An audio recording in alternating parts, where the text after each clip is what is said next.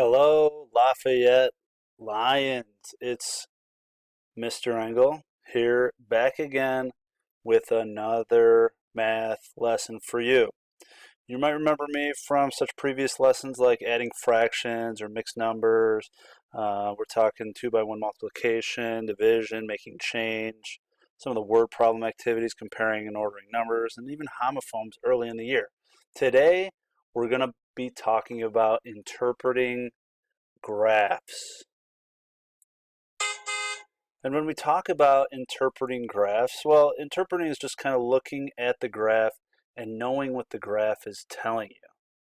All right, when we get all this data and we put them in organized ways with different graphs, and when we interpret them, we can see who has the most, who has the least, who's in first place, who's in second place, who's in third place, depending on what kind of data we collected.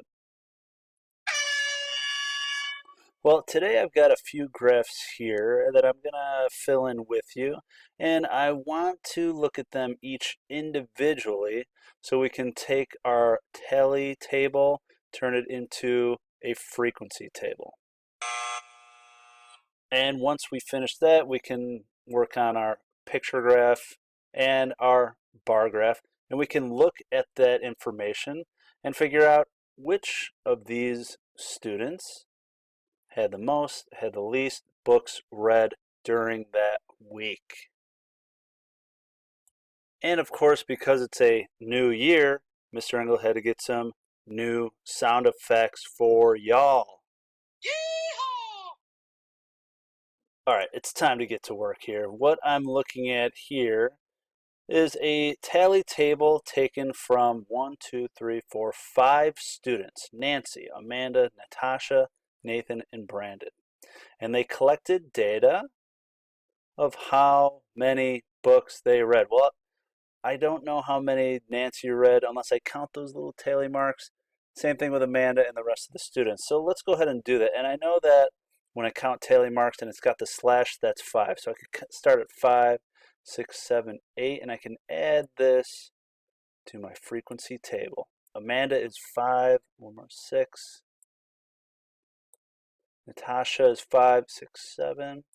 So now I'm getting a sense of who read the most and who read the least. Nathan, that's 5 plus 5, that's 10. And Brandon is 3. So I took this tally table, which had all these slashes all over the place, and I turned it into a frequency table so I can really look at my data and interpret who had the most books. Well, it looks like Nathan read the most, Brandon read the least, and in the middle was Nancy, Natasha, and Amanda. All right, so I collected data and I made a tally chart, and then we converted our tally chart into a frequency table. So now let's go ahead and make our frequency table into a pictograph. And down here I've got a key, or how much a book equals. So the picture of a book is going to equal 2 books. So Nancy read 8 books, and I'm not going to write down 8. I'm not going to draw 8 books. I'm going to draw 4 books because each book is equal to 2. And this is the best Mr. Engel can do to draw a book using a wireless mouse and a computer drawer. And just like that, I was able to fill in the rest of the pictures to my pictograph. And as you can see, each book drawn so eloquently by Mr. Engel is equal to 2 books read by that student.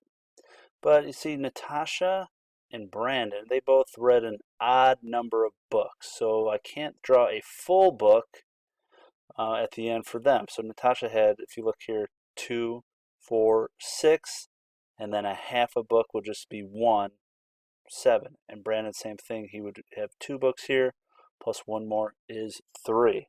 And by looking at this data too, I can see that Nathan has read the most books out of the students here. And Brandon, he's got to kind of pick it up and start reading a little bit more to catch up to his students and classmates. And he's got 3 books. So I can see who has the most and who has the least.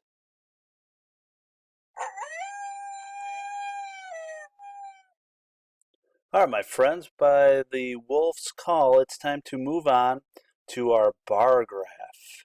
And what we're going to do is we're going to take the information we collected from our tally mark, from our frequency chart, from our pictograph, and now we can make a bar graph. And the most important thing, in Mr. Engel's opinion here, is I really want to make sure that we have a good scale.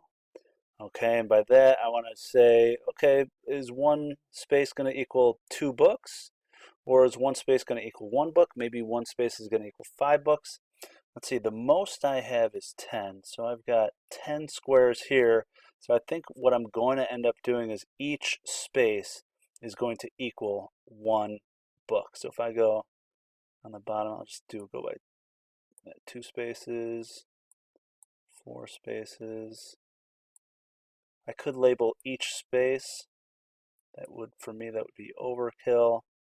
8 and then 10 on the side here. Okay, and now we can use our frequency chart just to kind of box in or color in these bars because we are essentially making a bar graph.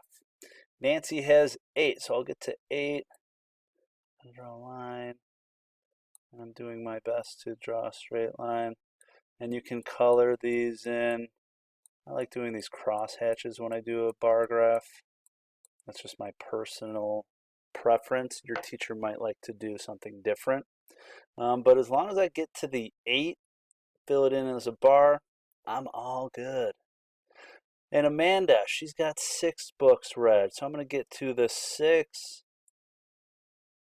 And straight enough. I'm going to reverse my crosshatch here. And I'm filling it in. Okay. Natasha, she's got 7. 7 is in between the 6 and the 8. And I'm going to fill that in to the best of my ability here. Okay. Doesn't land exactly on the 6 or the 8. 7 is in between. And Nathan, my man, he read the most books. Look at how far I'm going here. Nathan, keep up the good work, buddy. Cross-hatching, cross-hatching, cross-hatching. And last but certainly not least, or in this case, the least, you know, we can make jokes, is Brandon, and he's got 3. Okay? So we've collected our data, we've organized it, and we've put it in picture form and bar graph form, and we're able to interpret the information we get, and we can see who read the most books, my boy Nathan, who read the least, Brandon, who was the top 3 students? Well, that would be Nathan, Nancy, and Natasha.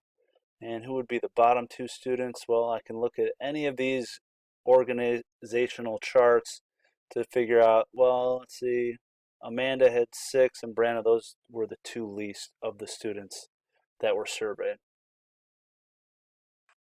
Well, that will conclude our interpreting graphs lesson.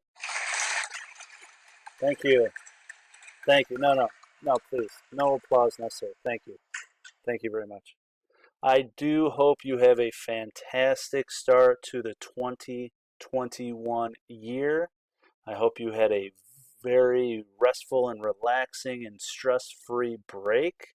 I'm happy that you're back. I can't wait to see you in the hallways and in class. I look forward to crossing paths with you soon. Until then, Mr. Engel is out of here.